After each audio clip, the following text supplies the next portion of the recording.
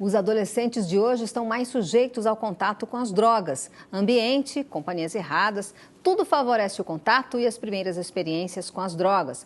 Alguns ainda dizem que a culpa também se deve à frequente ausência dos pais, que cria condições favoráveis para que os filhos adolescentes se sintam livres para aventuras desse tipo, sem pensar muito nas consequências. Hoje, estima-se que existam 180 milhões de usuários de drogas no mundo. O Brasil perde anualmente alguns bilhões de dólares com gastos relacionados à dependência química. Dinheiro que poderia ser empregado em melhor qualidade de vida para todos. De acordo com dados da Secretaria de Estado dos Negócios de Segurança Pública de São Paulo, 22,8% da população do país consome entorpecentes. Os dados são ainda mais alarmantes no número de óbitos. 20 mil brasileiros morrem a cada ano em decorrência do consumo de drogas ou de crimes relacionados ao tráfico. Muitas vezes, o primeiro contato acontece na própria escola.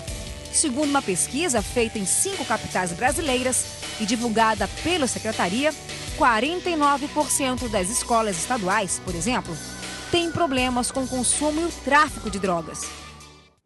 As drogas não atingem apenas os usuários, mas também quem está ao redor. São os codependentes químicos, pessoas do convívio do usuário de drogas, especialmente familiares, que são intensamente afetados física e psicologicamente pela convivência com o dependente químico, já que vivem em função do dependente com a intenção de minimizar ou de esconder a sua adicção e facilitar a sua vida.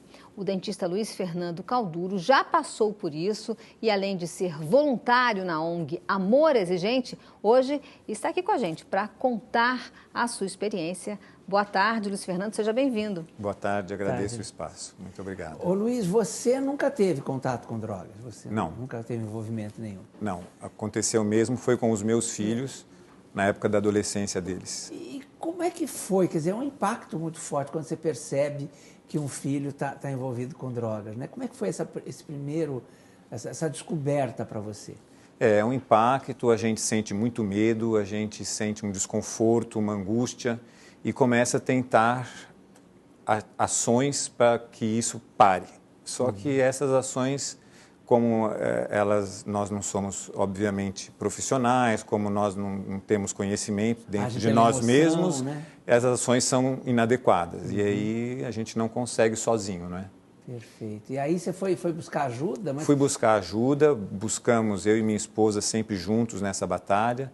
Buscamos ajuda junto a médicos, junto a grupos de apoio, junto à religião, mas nada dava efeito. Eles estavam resistentes, eles estavam dizendo que usavam, que gostavam, que só paravam, ou que parariam quando quisessem. Foram 3 dos seus 4 filhos, né? Isso, exatamente, 3 dos meus 4 filhos. Que coisa difícil. O último não, né? O último não, porque ele na época era bem ainda jovenzinho e viu o sofrimento que isso tudo estava causando na família. Aliás, acho que esse é um jeito de lidar, eu acho, né? Quando você vê o sofrimento em família, você acaba saindo, né, das drogas, né?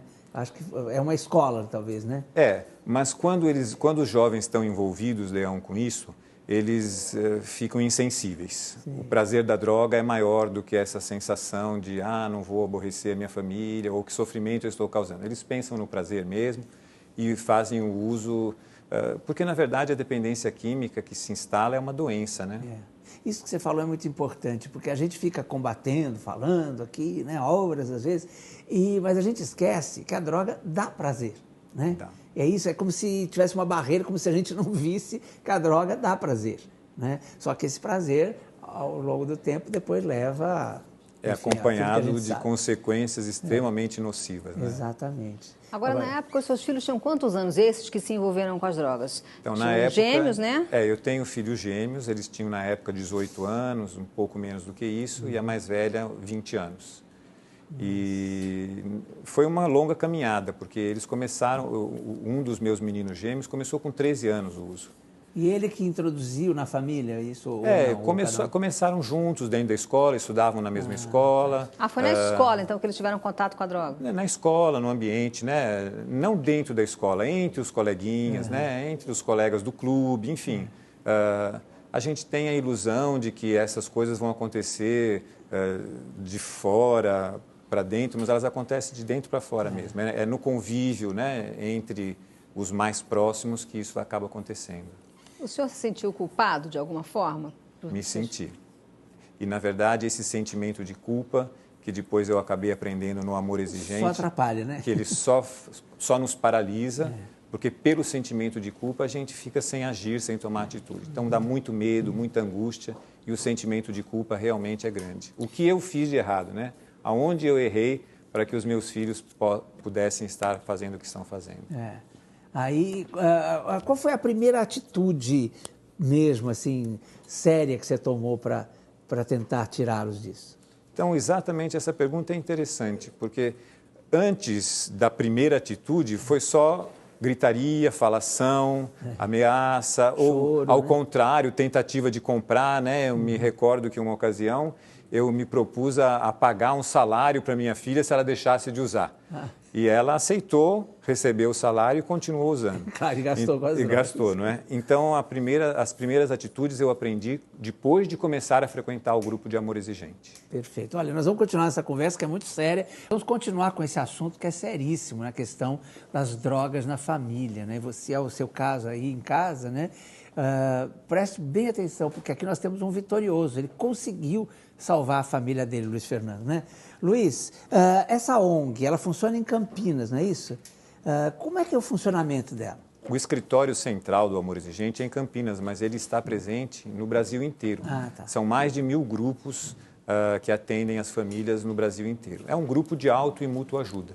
Não é um grupo de profissionais, são as nossas próprias experiências que fazem com que as famílias tomem atitudes. Não fiquem na culpa, não fiquem no medo, mas comecem as pequenas ações que nós chamamos de pequenas metas para que a dinâmica familiar comece a se modificar. Explica para a gente, que a gente fica querendo entender como é que faz para resolver isso, né? Quais foram as primeiras atitudes que você lembra que você tomou que começaram a ficar, você percebeu que tinha uma certa eficácia? Então, as atitudes, elas vêm de acordo com uma mudança de comportamento. Então, o que o Amor Exigente nos propõe?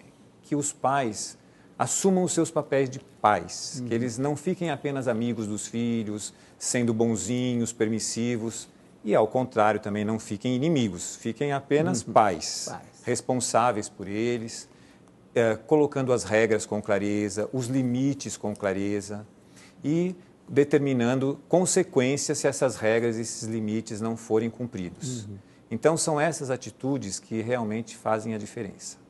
Coisas simples que nós fomos fazendo, por exemplo, não permitir que o jovenzinho usasse o carro da família porque estava se embriagando, estava usando drogas, um horário para entrar e sair de casa,